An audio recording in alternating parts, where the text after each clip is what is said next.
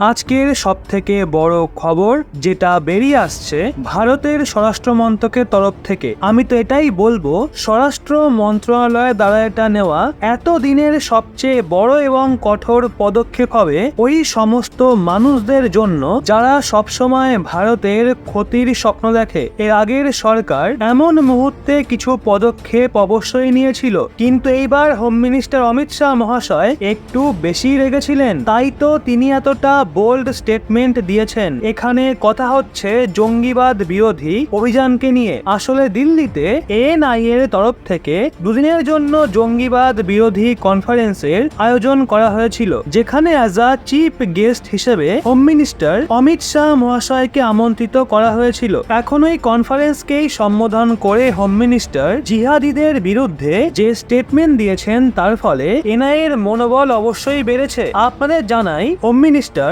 জোর দিয়ে এটা বলেন এনআইএ, এটিএস এবং এসটিএফ এজেন্সি তদন্ত পর্যন্তই যেন সীমিত না থাকে, বরং আপনাদের একটু এগিয়েও ভাবতে হবে। আপনাদের জিহাদিদের মোকাবিলা করার জন্য নতুন পদক্ষেপ নিতে হবে। এতদিন তো আমরা শুধু বিদ্রোহীদের ধরে জেলে ঢোকাচ্ছিলাম, ইনফরমেশন বার করার জন্য তাদের ভালো মতো আদর যত্ন করছিলাম, কিন্তু তা সত্ত্বেও কিছু অর্জন হয় না। 26/11 হামলা তো আপনাদের চোখের সামনেই রয়েছে। আমরা এমন মানুষদের খাইয়ে দাইয়ে নিজেদের সময় নষ্ট করি যাদের কাজই ছিল ভারতের সাধারণ নিরীহ মানুষদের মারা, তারা মেরেও দেখায়। আজকের সময়, আজকের সিচুয়েশন অন্যরকম। বর্তমান সময়ে আপনাদের ওপর এমন কোনো বাধা নেই যার জন্য আপনারা চাইলেও সামনে থাকা জিহাদিকে মারতে পারবেন না, বরং আমরা তো এটাই চাইবো এনআইএ, এটিএস এবং এসটিএফ যত কড়া কার্যকলাপ উগ্রবাদীদের বিরুদ্ধে করতে পারে সেটা অবশ্যই করুক। অমিত শাহ মহাশয়ের মতে কোনো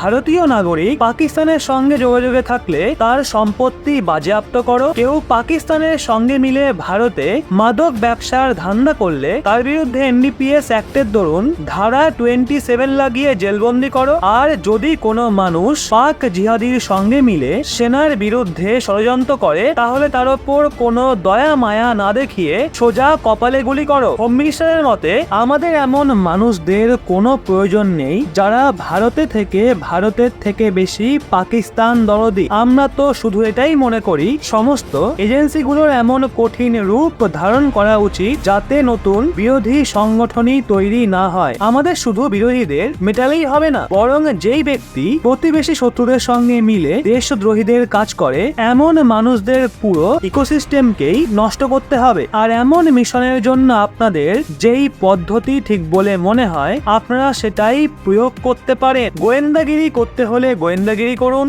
হাতিয়ার ব্যবহার প্রয়োজন বলে মনে হলে সেটাও করুন, যেটা ভালো মনে হয় সেটাই করুন, আপনাদের কেউ আটকাবে না। এমন মিশনের জন্য আপনাদের খোলামেলা ছাড় দেওয়া হবে। বলা হচ্ছে মন্ত্রণালয়, এনআইএ এবং বাকি এজেন্সিগুলোকে এমন ছাড় দেওয়ার সিদ্ধান্ত এই জন্য নিয়েছে কারণ বর্তমান সময়ে ভারতে দেশদ্রোহী ঘটনা অনেক বেড়ে গেছে। কাশ্মীরে পাক আইএসআই এজেন্ট তো পাঞ্জাব হরিয়ানাতে খালিস্তানি সমর্থক যদি তাদের সময় থাকতেই গোড়া থেকে উপরে কালা না হয় তাহলে এরাই মাথা ব্যথা হতে বেশি সময় নেবে না। বন্ধুরা, এখন আপনারাই বলুন, আপনারা কি হোম মিনিস্টারের কথার সঙ্গে সহমত? আমাদের কি স্পেশাল ফোর্সকে খোলামেলা ছাড় দেওয়া উচিত যাতে তারা মুক্তভাবে নিজের মিশনকে পূরণ করতে পারে? তো বন্ধুরা, খবর ভারতীয় বায়ুসেনার তরফ থেকে বেরিয়ে এসেছে যে চীনকে তার ভাষাতেই তার ক্ষমতা বুঝিয়ে দেয়। আজ্ঞে হ্যাঁ বন্ধুরা, ইন্ডিয়ান এয়ারফোর্সের তরফ থেকে চীনের জন্য একটা স্টেটমেন্ট জারি করা হয়েছে,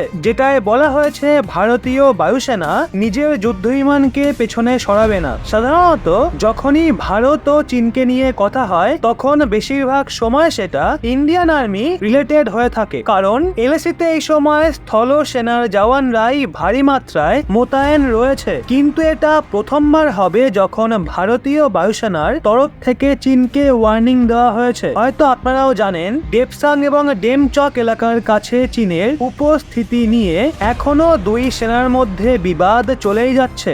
অবশ্য তো চীন এলএসি যেই 5 এলাকায় মানে ফিঙ্গার পয়েন্টে অনুপ্রবেশ করেছিল ওখান থেকে তাদের সরিয়ে দেওয়া হয়েছে। বাকি রয়ে গেছে ডেপসাং এবং ডেমচক, যেখান থেকে পিছু হটতে চীন এখনো দেরি করছে। রিসেন্টলি আগস্ট মাসে যে 19তম কোর কমান্ডার বৈঠক হয়েছিল ভারত ও চীনের মধ্যে, সেটাও অসফল হয়। শুধু সুয়ালসিতে শান্তি স্থাপন করতে দুই পক্ষ সহমত হয়, যেখানে 19তম বৈঠকের মিটিং ডেপসাং থেকে চীনকে সরানোর জন্য আয়োজন করা হয়েছিল, যেটা চীনা কমান্ডোরা সরাসরি খারিজ করে দেয়। এখন চীন ডেপসাং এবং ডেমচককে এর জন্য ছাড়তে চায় না, কারণ চীনের জন্য এই এরিয়া সামরিক এবং রণনৈতিক দিক থেকে অনেক গুরুত্বপূর্ণ। এই এলাকা চীনের দখল করা আকসাই চীনকে পাক অকুপাইড কাশ্মীর মানে পিওকের সঙ্গে জোড়ে, আর ওখান থেকে চীন তার বেল্ট অ্যান্ড রোড ইনিশিয়েটিভের দরুন হাইওয়ে বানানোর চেষ্টা করছে। এই বিষয়টা নিয়ে চীনা বিদেশ মন্ত্রণালয়ের তরফ থেকেও বলা হয়েছে,